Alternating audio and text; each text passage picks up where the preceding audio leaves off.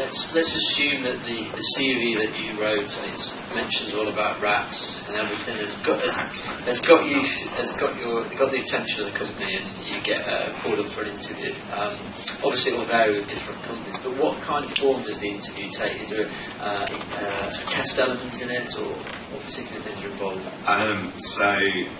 I guess games industry interviews, depending on what role you're applying for, there's probably going to be a test. Probably. Sorry about that, but we like to do that. I've worked for publishers where you have a whole day of like, here's a game, find problems, and here's an exam. EA, man, they give you an exam. It's like, what's it? An exam? And it was really hard. It was all like logistical puzzles and crazy stuff. And I was like, what? And when I was working at EA, I was like, so how did I do an exam? And it was so terrible. It was like 44%. And I was like, and you hired me? What are you thinking? And they were like, well, actually, it's really hard. No one really gets it, even as, that's kind of a decent level for no one gets 50% type thing. And I was like, wait, what? I heard once, and I swear, I don't know how true this is, I heard once about a candidate being asked to run around the building as many times as he could to show his dedication.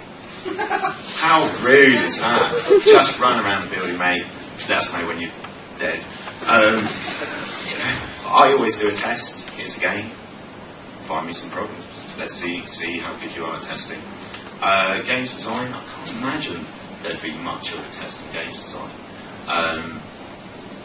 I mean, it really does depend on the role. Yeah. But, junior roles, I used to love interviews for junior roles. They're slightly different for me now. But back when I started, without a doubt, I would walk into those interviews and know that sooner or later they're going to ask me, so what games do you play? What consoles do you have at home? And no matter how nervous you are or how concerned you are or worried about getting the job, it's amazing. I once had this guy, and he had a stutter. And I was working at a publisher, and it was a big interview day, and I was literally told I had 10 minutes to get through each candidate because there's so many people I needed to get through. And this lovely guy, he sits down. I go, so Bob, whatever your name is, tell us why you're here, or whatever the first question was. And he goes, and he did it for like 10, 15 minutes, and I'm watching the clock, I'm like, oh God, we've already gone over time. And then we got into the question about, so, why do you want to be a games tester? And it was the most amazing, I swear, one of the most amazing things I've ever seen. The stutter went, and he told us exactly why he wanted to be a games tester. And I was blown away. Honestly, I couldn't believe that he could overcome his speech impediment just because he was that passionate about video games. And so, don't worry too much about the interview. Yeah, we'll probably test you, but we're also going to ask you about your gaming habits, what games you like playing, why you like playing them, what sort of systems you played on at home. And once you get onto the common territory, that's your turf, that's your time to shine. So don't be daunted or concerned. Yeah, there would probably be a test, how well you are finding problems in video games. But if you're a video gamer, you've probably already crashed a game hundreds of times, got stuck falling out of the world, or whatever the case may be. So interviews, they can be a lot of fun. They're always something a bit different, depending on where you're applying, what role you're applying. But you will absolutely have common ground with these people. Don't be afraid to approach it and try and build a rapport. So relax, have fun with it. It's experience at the end of the day. Even if you don't get the job, next interview you go to, you're going in with a better idea of what you might be asked. And if you've done your research, stand a better chance. So you just use that common ground as a way of, if it's not quite going to plan, you'll always have that common ground. Absolutely. We're all gamers at heart, and suddenly you touch on the right game and you're a big fan of, and they're a big fan of, and then the whole interview's put on hold while you chat about, this boss was blah, blah, I can't believe how, what I did was this, and I found this tactic, and suddenly it's less of a stressful situation. Okay. And what about the sort of formalities of it? Is it a kind of panel interview? Would you be expected to turn up in a suit? What's those? Again, it probably varies with company. Yeah, I mean, as I say, I've seen publishers do anything from just kind of sitting down and chatting with the bloke to I once went to an interview. There was a little hotel room, it was really weird, and there was a table like this close in front of me, and on the opposite side of the table were 3 people, and they all had laptops, And just by the way the chairs were sort of height-wise to the laptops, I could just see the tops of their heads over these laptops, and then they're firing questions at me left, right, and centre, and I'm like, yeah, okay. Me personally, I tend to get one of my colleagues in, one of my trusted testers, for a second opinion, because ultimately, you know, it is a team. You're going to be working with several people. You want to get a feel for that kind of mechanic. We'll almost certainly give you a bit of a games testing test, because we want to see if you can or can't do the job. But testing's unique in that position because, you know, you could get anyone really to do testing as long as they can communicate what they find. As long as they find problems, we'll probably give you a shot. So yeah, it just depends what role, what company. Anything you should take to an interview? Well, you know, if you've got anything to kind of back yourself up, I mean, you know, you took along an educational certificate, we'd look at the certificate, and that's the certificate. If you were an artist, and I have met artists who prefer drawing, you know, on paper rather than, you know, animating and kind of using, I don't know, Maya or whatever, then, you know, it's not going to hurt to bring that paper portfolio with you. I once had a guy bring the certification requirements for Sony submission, and I was like, and he was like, yeah, I know what I'm doing with video games, kind of thing. I was like, well, you probably shouldn't have A, got that, and B, we have a copy. But I'm not quite sure why he brought it along. So personally, you know, it's about you, and it's you we're interested in. So, I mean, you can bring anything you want. Okay, probably will. Rats again? Yeah, no, definitely. Bring donuts. Games industry lives on donuts and alcohol. Alcohol would be sending the wrong message, but donuts, yeah. It wouldn't be seen as a bribe then? No, well, yeah. Think about it. Don't take bribes.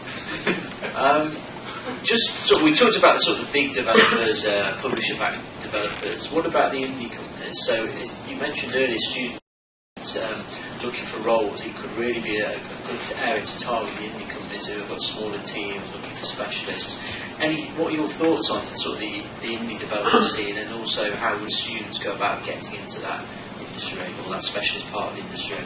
Well, indie development is really interesting because it's kind of like where video games began, coming back again, and veteran coders and a couple of people working on their own projects, and that's really cool and that's really exciting. It's really creative. I think I said last year that I would expect 95% of the companies to fail. The market, I mean, is saturated. It is hugely saturated. I know so many. Eurocom's the example. Eurocom goes bankrupt. X amount of those staff will find other jobs in other companies in the UK. The rest of them, I guarantee, out of that company, you've now got 3 or 4 indie studio developers. I know of, colleague-wise, I think 3, 4, 5 people I've met in the past now run their own indie studios. Now, these people have 10 years' experience and have worked on console games. They know how to make games and they know what they're doing in the business in that sort of sense. Now, if you look at the marketplace, there's certainly rooms, plenty of room for really big hits and making a lot of money. What was the latest one? Flappy Bird. Now that's interesting. The guy had such success in his hand, he took the game down. He was making 50k a day and he took the game down. And then had to say, I'm not selling the license, the name or anything else. Go away, stop asking me for it. Because he just wanted to make games, and it was too much pressure, all the kind of media interest and things like that.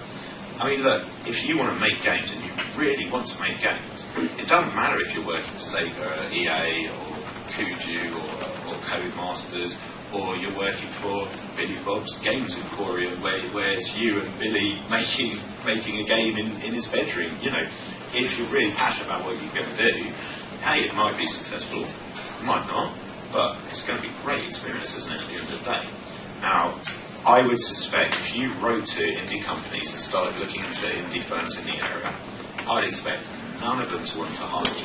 I would expect all of them to want your help, though, for free. I knew a guy who wanted to get into music, worked for Sony Music for like 5 years for free. Could you imagine 5 years working for free? The sort of budget, that how badly that would just hurt. your life in every possible way. And he's been working in the music industry ever since. And he does well, supports 3 kids and his wife. So, you know, it's up to you. It's your time, how valuable that time is. Think about what's on offer. If you're speaking to an indie games company and they're offering you a couple of months' work for free because they can't afford to pay you, but they'll put your name in the credits, and you know, that's a really good experience. Yeah. And certainly worth taking a few hits like that. Obviously, if you've been doing it for 5 years and still not getting paid gigs, perhaps the indie market isn't the best place to go. But I mentioned a few of my friends do it, do their own businesses. I spoke to one of them about it, and he said, yeah, it's good, and he's done it right. His company's got quite a few decent high hitters in the marketplaces, certainly reviews done by professional organisations, and he's made a bit of a name for himself. But it's now 3-4 years of living in his parents' house, surviving on 20 quid a week, because everything he makes, he wants to invest into making bigger and better games. So I guess indie route is a great, interesting, vibrant, viable, creative route. But in the same regard, you know, it's not going to pay. I can't imagine, you know, even if you guys, a few of you, there's an artist over there, coder over there, a budding designer in the front row, you know, if you all got together and made a game, you might make a little bit of money, you might have a huge success with fans, and you might not. You could put all that time and effort in and make nothing. But what you have done is you've got off your arse and you've made a game. And, you know, as a prospective recruiter, I would be like, okay, that's good. You know, it takes guts, it takes determination, it's hard work and effort, and you would have learned so much in that process, just about how to design a game, how to design the menu, you know, animating, art, sound effects. You know, if you've been involved in most of those aspects, well, why wouldn't we be interested in hiring you as a candidate?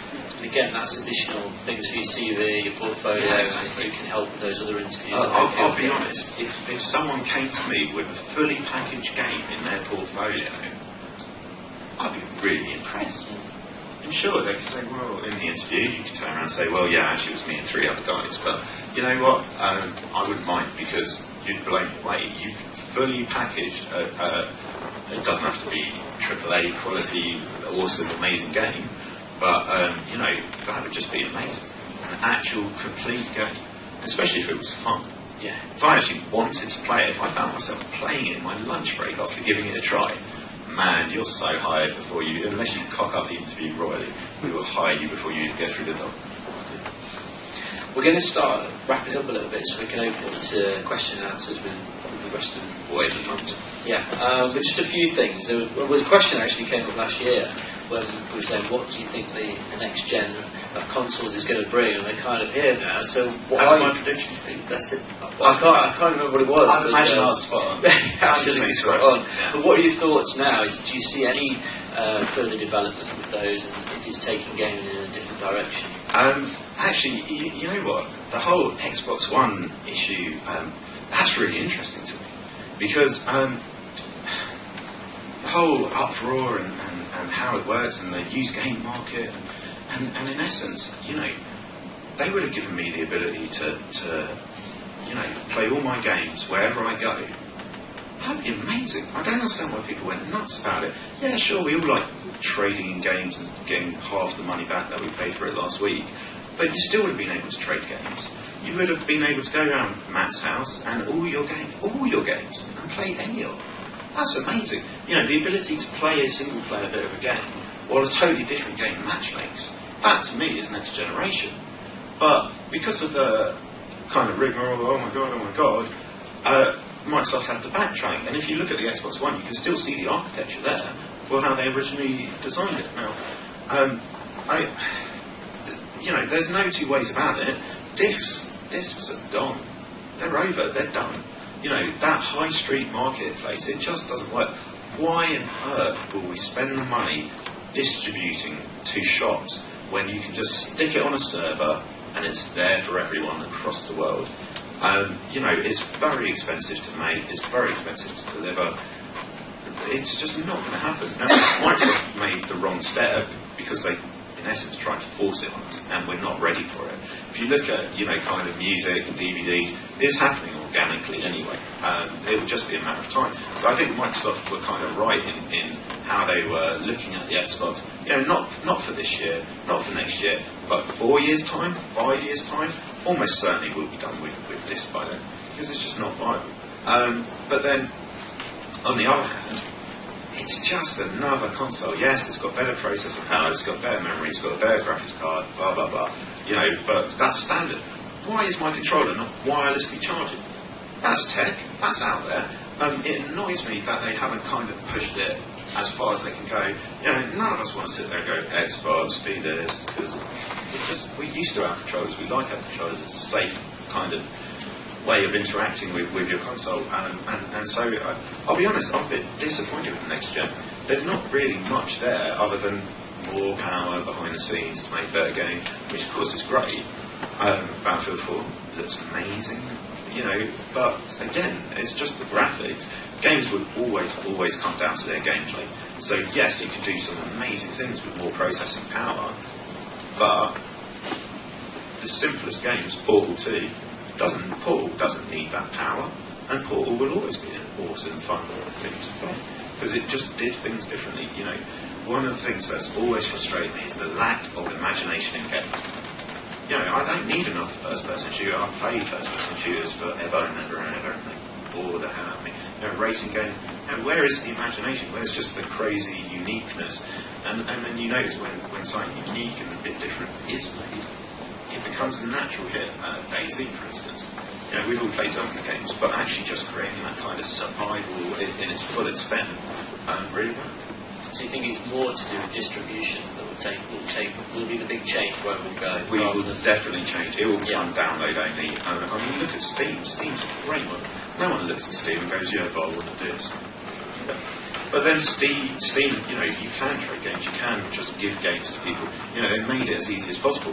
And then if you look at kind of Microsoft, you are trying to push us to download only, and then you give us a console where we can't transfer our 360 downloaded games to.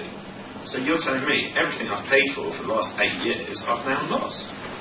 Why do I want to download games on your new system if I know I'm only renting them for 10 years in essence, So I think certainly the console manufacturers have to really think about how they're going to do this, because, as gamers, they sit there, they turn around to us and say, it'll be $5 extra to download the game. And you're like, well, why is it more? You're not producing the product on the shelf. You're not having to take a cut for game or any other shop. You're just sticking on the server. And they say, it's for convenience. Don't treat us like idiots. You drop it to the same price as in the shop, most of your customers will start downloading before you know it. A friend of mine's chatting about Titanfall recently. He goes, I might download it, Like, what? Are you mad? Why'd you do that? You pay more? And he's like, yeah, but I don't think it's a game I'm going to trade in. I really enjoyed the beat. I think I'll be playing it for a long time. I just can't be arsed. I can't be bothered to stand up anymore and change discs. So he wants to move to download market. Yeah. If he's paying 5, 6, 7 quid more on what is already 40, 50 quid, you're not going to get the business there. But I would like to see more next-gen stuff. As I said, why is my controller not wirelessly charging? Why do I still have to use the wire? That's so last gen.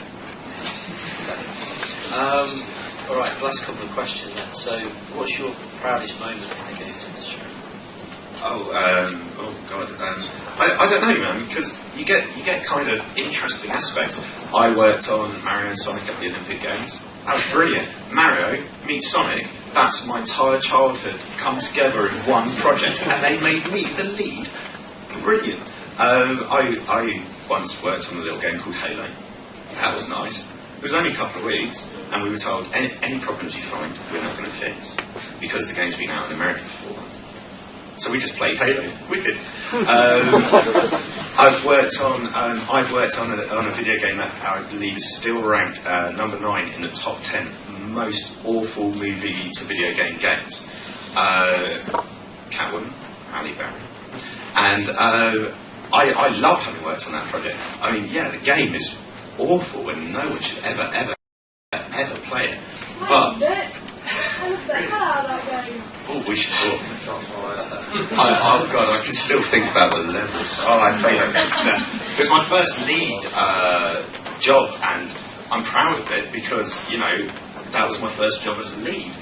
So most gamers, have probably never heard of it. We had one fan. That's it. There you go. Like you. But from a project side view, from a business perspective, it was a really short project, and we really had to work hard to meet the deadline. But we made it. The game was released the same time as the movie. The billions they were spending on advertising wasn't a waste of money, and we did it by the skin of our teeth. So from a gamer, you have your proud moments. From kind of an employee, you have your proud moments. But yeah, some of the stuff I've been allowed to do in video games is just amazing. Blows my mind. As I said, walking into Sega as a manager of Sega. What? That's awesome. I loved it. But then even just my very first job, just working on games. Yeah. Knowing that everyone in the room is a gamer and I can approach them and there's common ground there. That's a great place to work. It's such a lovely, they're all lovely people. Yeah, there you go. Different proud moments. Last question then. Oh, and I wrote a book. Yeah. I should have. Forgot about that. Last question then to sum up. Could you give your top tip to these guys who are looking for a job in the games industry? I don't remember agreeing to that question. A top tip? A top tip? Oh man, I don't know. Apart from buy. Shoot, man. Well, I don't know, man. I mean, look. You're in an interesting time. You've got advantages that I never had. You have Google. You have an interconnected world. You could network in days what took me years to build up. It's about knowing the world you're in, I guess. So you've got those advantages, but you're now pitched against so many other people with the exact same advantages. So it is literally what I said at the start and during this talk. You have to make the absolute most of any opportunity you're presented with. You have to take the very best of your work and create a portfolio, and then make it so much better. Anything you can do to stand out from the crowd will just, do it. Just do it. There's, I think in the book I mentioned, there's a case where one day this company in America, they were hiring people, and a guy came in a stormtrooper outfit. Now, at that point, it no longer really matters how your interview goes. That dude is going to be talked about. Everyone he walks past. Was he in for the interview? What? No. I honestly believe that was a done deal from the second he walked in. There's a guy, I've completely forgotten, which is bad because he's one of my game here. Used to work for LucasArts, now does Double Fine Productions. Thank you. Do you know how he started, how he got his first job at LucasArts? He wrote a text-based adventure describing your first day working at LucasArts. And you can look it up online. I might have reprinted it without permission in my book. But we won't talk about that. But in essence, LucasArts at the time were text-based adventure all the way. They were making a fortune of it. It was personally my favourite genre, and I'm always upset that those games just don't tend to be made anymore. But what a CV! What a way of introducing yourself to a company. Making a game out of what you'd be doing on your first day of work there. I mean, what are you showing? Creativity, originality, determination. That's amazing. So anything you can do. You are dealing with a creative industry. Be creative, man. Show that creative side. Make us think that you are the one. However you want to do it, that's up to you. I can't tell you that. But my absolute top tip is, anything you can do to prove to us, do it. What have you got to lose? That's a good way to finish. Thanks, Dan. Dan Jacobs, everybody.